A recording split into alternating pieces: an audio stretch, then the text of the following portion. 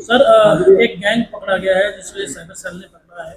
बड़े लंबे समय से करीब 1,500 लोगों को टारगेट कर चुका है और फर्जी पॉलिसी भी ऑनलाइन इशू किया करते थे। कैसे ये गैंग ऑपरेट कर रहा था, क्या इनका मॉडस ऑपरेंडी?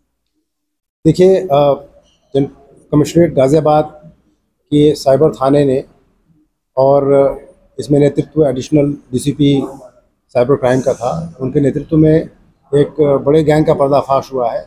ये एक अंतर्राज्यीय गैंग है जिसमें 7 व्यक्तियों की गिरफ्तारी की गई है।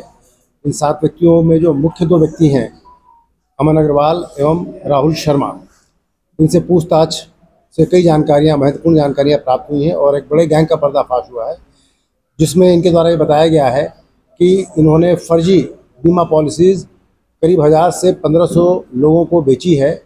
और इसके पीछे की कहानी जो पूछताछ से समझ में आई है वो इस प्रकार की है कि इसमें ये दोनों व्यक्ति जिसके मुख्य अभियुक्त हैं, इन्होंने अपने साथ बाकी अन्य कई लोगों को जोड़ रखा है। ये दोनों पहले हक्सर कंपनी में काम करते थे, जो एक अधिकृत कंपनी है जिसके पास बड़ी बीमा कंपनीज़ का डेटा, ग्राहकों का डेटा उनके पास उपलब्ध होता था। और चूँकि ये दोनों वहाँ काम करते थे, by virtue of being employees, इनके पास उस डेटा का एक्सेस होता था। कुछ दिन वहाँ काम करने के बाद इन दोनों ने वो वहाँ से कंपनी छोड़ दी और उस डेटा को अपने साथ लेके चले आए। और उसके बाद इनके दिमाग में ये योजना बनी और उन्होंने कई जगह से प्री एक्टिवेटेड सिम कार्ड फर्जी आईडीज़ पे लिए, कुछ पुराने मोबाइल फ़ोन्स इधर उधर से ख़रीदे और उसके बाद इन लोगों ने पुराने ग्राहकों को फ़ोन करके उनकी पॉलिसी को रिन्यू करने के बहाने या उनकी पॉलिसीज़ में एक्स्ट्रा बेनिफिट्स देने के बहाने उनको फ़ोन करके उनको बरगलाया और उनसे कुछ म्यूल अकाउंट्स में पैसे जमा कराने शुरू किए।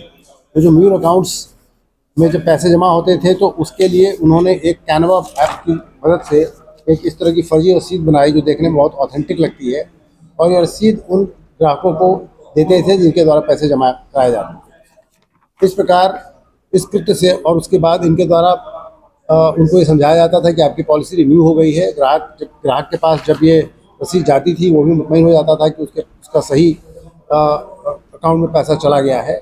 और इस तरीके से इन्होंने इस धोखाधड़ी के मार्फत तकरीबन 4.5 करोड़ रुपए की धोखाधड़ी विभिन्न लोगों से की है। अभी तक जो जानकारी प्राप्त हुई है एनसीआरपी पोर्टल पे, इनमें से 9 केसेस ऑलरेडी रजिस्टर्ड हैं, 3 केसेस में मुकदमा पंजीकृत है और बाकी 56 लोगों की इस तरह की रसीद हमारे पास ये है जो अभी तक सर्टिफाइड विक्टिम हैं इन लोगों के।